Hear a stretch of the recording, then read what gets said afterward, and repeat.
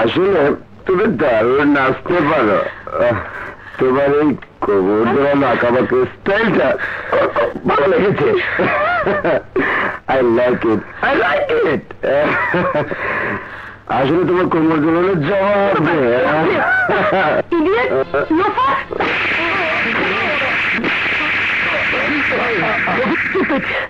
তোকে একটি মেয়ে থাপ্পড় মারলো আর তুই এখনো দাঁড়িয়ে আছিস? চল, ওর নরম কোমরে মরম লাগিয়ে দেবো।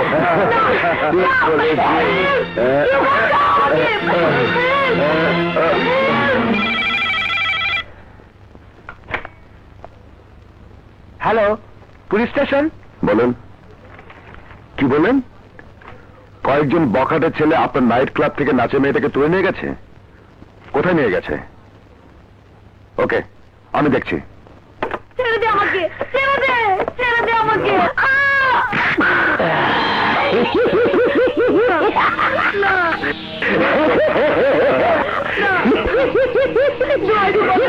আমার সর্বনাশ করো না। কি করবো? আমি তো তোর ইজ্জত খারাজ করে দেব। ছেড়ে দে, ছেড়ে দে আমাকে। আরে দেখছি তো পাচ্ছি, আসিফকে আগে হাডুডু খেলতে দে, তারপর আমরা সবাই খেলবো। এটা অন্যায়, এ আমি হতে দেব না। এই শালার মনে রেখে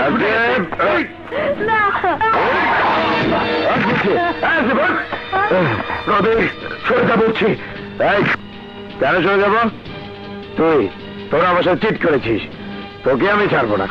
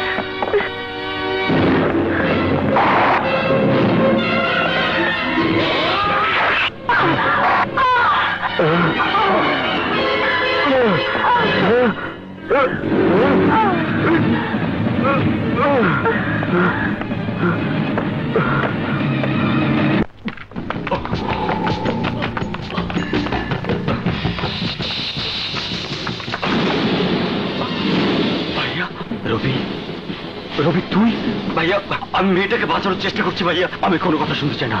এই মেয়েটাকে জিপে উঠাও, ওকে হাসপাতালে নিতে হবে। নিয়ে যাও, নিয়ে যাও। মুরাদ, রবিকে থানায় নিয়ে যাও। ভাইয়া, ভাইয়া আমার কথা শোনো ভাইয়া।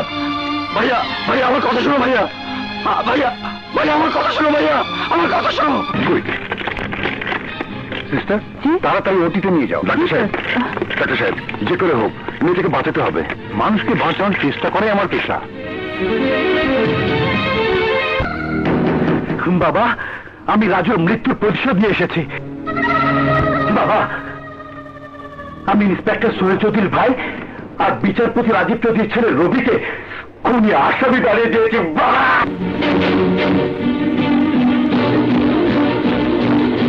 বাঁচতে দে বাবা, আমি বাঁচতে দে ভাইয়া, কিন্তু তোমরা আমাকে বাঁচাতে পারলে না, তোমরা আমাকে বাঁচাতে পারলে না। আই হেট ইউ বাবা, আই হেট ইউ, আমি তোমাকে ঘৃণা করি।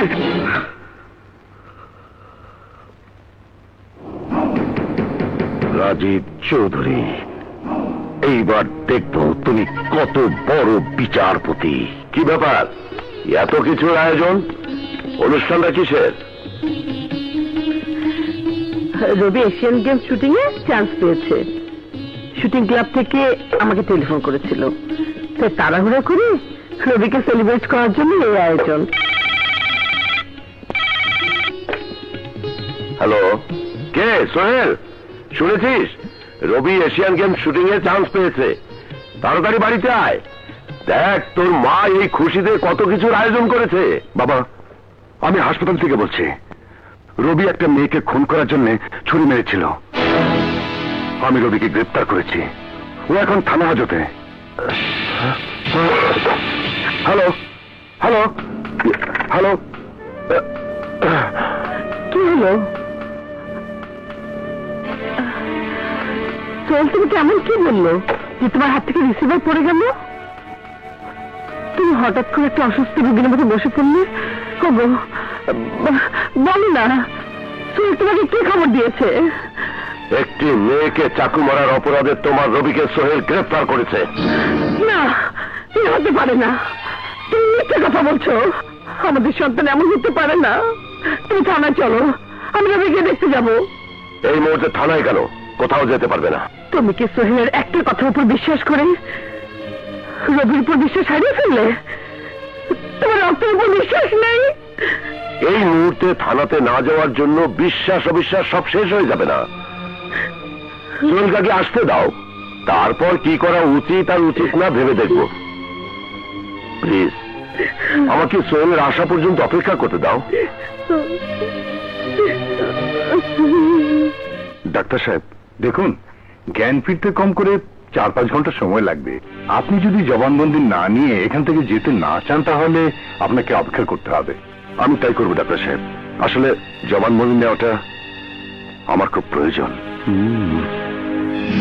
বাবা বাবা, এই মাত্র খবর পেয়েছি মেয়েটি মারা যায়নি, হাসপাতালে বেঁচে আছে।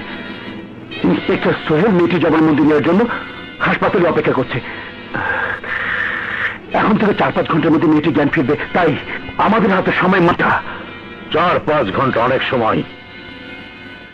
এই সময়টুকুর মধ্যে আমি যা করতে বলবো তাই করবি। মুরাদ ভাই, আমার ভাই আমার কথা বিশ্বাস করেনি। আপনি অন্তত আমার কথাটা বিশ্বাস করুন।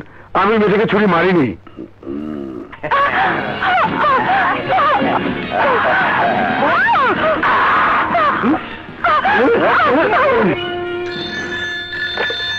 হ্যালো, কোতোয়ালি থানা থেকে বলছি। কে বলছেন? জি দিচ্ছি, লাইনে থাকুন। স্যার, আপনার বোন টেলিফোনে লাইনে আছেন। দেখছি কি করা যায়।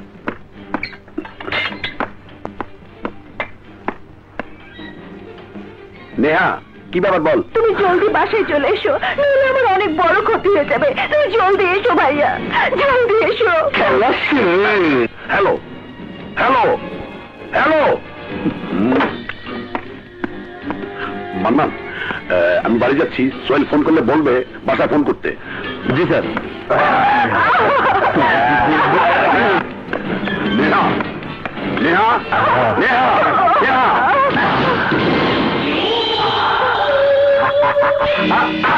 তোমরা তোমরা কারা?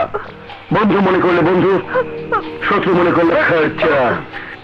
এই মুহূর্তে যা করছি মনে করতে পারো শিকার ধরার জন্য জাল ফেলেছি মাত্র। তুমি আমার সাথে আসো। ভাইয়া তুমি যেও না, ভাইয়া যেও না, ওরা আমাকে। আপাতত ভয় নেই, ওদের যা করার আমার টেলিফোন পাবার পরেই করবে। আর ওই টেলিফোনে আমি কি বলবো সেটা নির্ভর করবে তোমার উপর। এসো বলছি, কামন। ভাইয়া যেও না, ভাইয়া যেও না। শোনো, ওই বিচারপতি রাজীব চৌধুরী আর তার সন্তান ইন্সপেক্টর সোহেল চৌধুরী আমার সন্তানকে ফাঁসির দড়িতে ঝুলিয়ে দিয়েছে। আমি জেলখানার ওই একই ফাঁসির দড়িতে রাজীব চৌধুরীর আরেক সন্তান রবিকে ফাঁসিতে ঝুলিয়ে দিতে চাই। আর এই জন্যে তোমাকে আমার প্রয়োজন। তুমি আমার কথা মতো কাজ করবে। আমি তোমাকে এই ঢাকা শহরে গাড়ি বাড়ি নগদ কোটি টাকা দেব। আর যদি আমার কথা মতো কাজ না করো তাহলে আমার লোকজন তোমার একমাত্র বোনের শরীরের মাংসগুলো ছিঁড়ে ছিঁড়ে খাবে।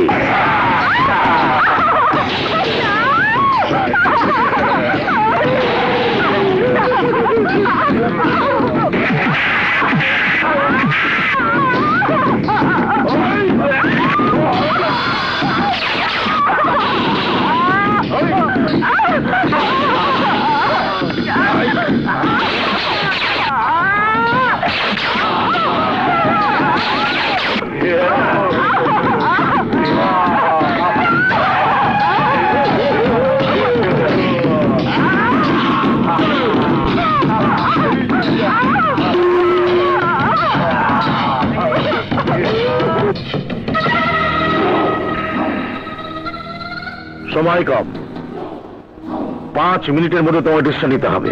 ভাবো, একদিকে গাড়ি বাড়ি কোটি টাকা, অন্যদিকে বোনের ইজ্জত। কোনটা চাও বলো, কোনটা চাও?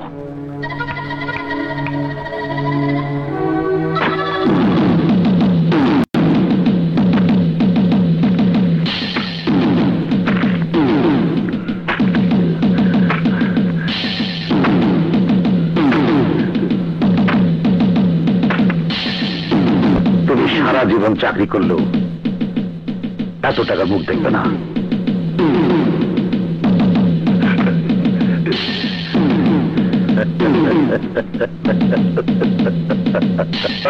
তুমি কি অর্ডারটা নেবার জন্য এসেছো? জি স্যার, একবার ভেবে দেখুন স্যার, আসামি ইন্সপেক্টর সোহেলের ভাই, তাই ইন্সপেক্টর সোহেল অবশ্যই মেয়েটাকে ভয় দেখিয়ে তার ভাইয়ের পক্ষে জবানবন্দি দিতে বাধ্য করবে। তাই আইনের স্বার্থে আমি জবানবন্দিটা নিতে চাই। আইনের সঠিক প্রয়োগের জন্য অবশ্যই আমি তোমাকে অর্ডার দেব। মুরাদ, তুই শুধু আমার কলিগ না, আমার বন্ধু। এত বড় অবিশ্বাস তুই আমাকে কি করে করলি? আমাকে ভুল বুঝে তোর কোনো লাভ নেই, আমি শুধু অর্ডার ক্যারি করতে এসেছি। এমন কি হলো যে আমার প্রতি ডিপার্টমেন্টের এত বড় অবিশ্বাস জন্ম নিল? এটা ডিপার্টমেন্টের ব্যাপার, তাই এই মুহূর্ত থেকে কেসটা আমাকে ডিল করতে হবে। মিস্টার সোহেল, জ্ঞান ফিরেছে, আপনি জবানবন্দি নিতে পারেন। Thank you. আমি যাচ্ছি।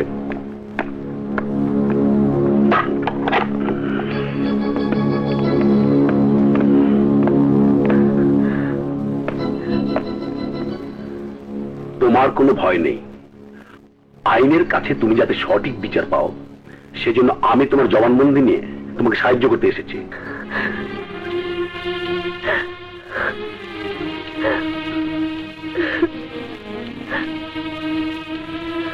তোমার এই চোখের পানির দাম তুমি পাবে বোন। তুমি মনে করতে পারো তোমার এক ভাই তোমাকে সাহায্য করার জন্য এগিয়ে এসেছে। ঠিক তোমার মতো দেখতে আমার একটা বোন ছিল। তুমি তো বেঁচে আছো, কিন্তু আমার বোনটাকে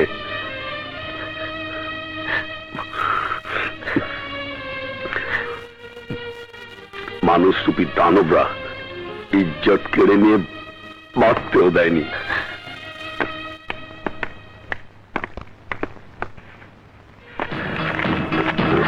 বলো বোন।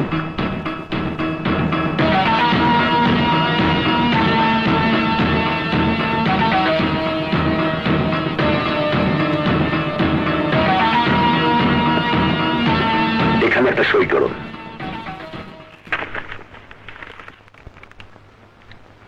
না করো। শোনো, তোমাকে যে যা জিজ্ঞেস করে বলবে, তোমার যা বলার তুমি আমাকে বলে জবানবন্দির কাগজে সই করে দিয়েছো। ঠিক আছে। মুরাদ, মেয়েটা কি জবানবন্দি দিল?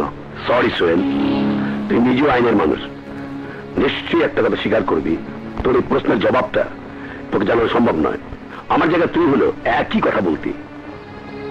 তোমরা শোনো, আমি ছাড়া কাউকে মেয়েদের সাথে কথা বলতে দেবে না, এটা দেখো না।